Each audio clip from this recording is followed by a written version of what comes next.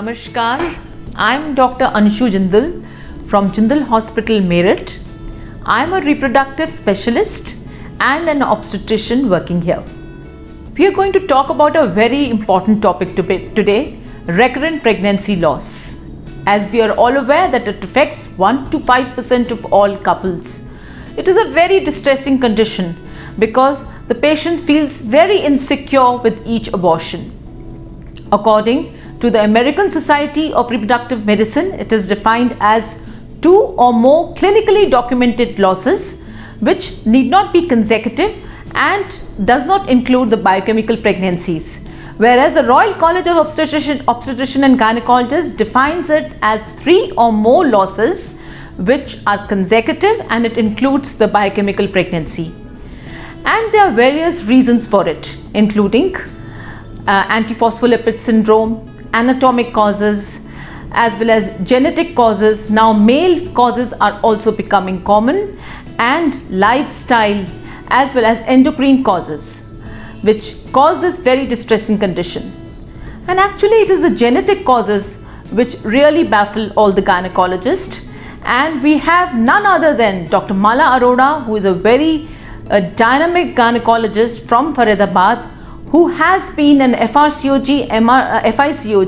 chairperson of the ICOG in 2017, vice president of FOGSI in the year 2011, and also she has been the editor of the yearbook in 2018 to unravel her secrets of genetic causes of recurrent pregnancy loss. So let's hear what she has to say. Good morning to all the viewers. I would like to explain to you 5 secrets of genetic causes of recurrent miscarriage. It is so important to keep these 5 secrets in mind. Number 1, that we should not do karyotyping but do the CGH microarray. In times to come, you may be able to do the NGS platform analysis, which is even better. Number 2, spontaneous fetal aneuploidy is a common cause of miscarriage, and only when we detect abnormality in the process of conception, we need to test the parents for balanced or Robertsonian translocation. A large chunk of your unexplained miscarriages may have a subtle genetic defect which may unfold if we do detailed genetic analysis. And lastly, sperm DNA fragmentation should be looked into because that may be carrying the genetic defect into the embryo. As you know, a large proportion of recurrent miscarriages is currently unexplained to the tune of 40 to 50%. If we do advanced genetic testing on the products of conception on all patients that have more than 2 miscarriages, we will find a cause in roughly 70% of unexplained miscarriages to be of genetic origin.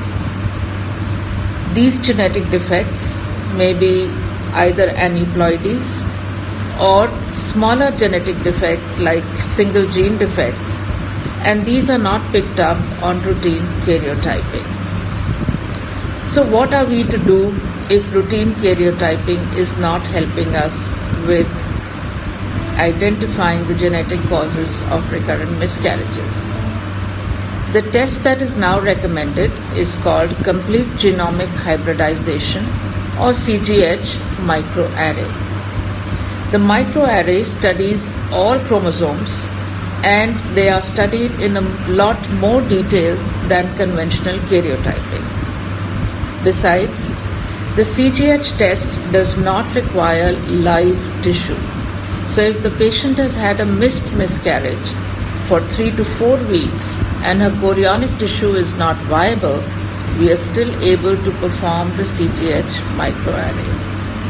The other major advantage of this test is that it does not or it reduces maternal cell contamination, which was a big problem when we did conventional karyotyping. Hence, if we are doing the CGH microarray, we will find out that many patients that have more than 2 miscarriages have an abnormal CGH testing on the karyotype on the products of conception, and this would lead us to investigate whether the parents have a balanced or a Robertsonian translocation which is being manifested, or is it just a spontaneous fetal aneuploidy.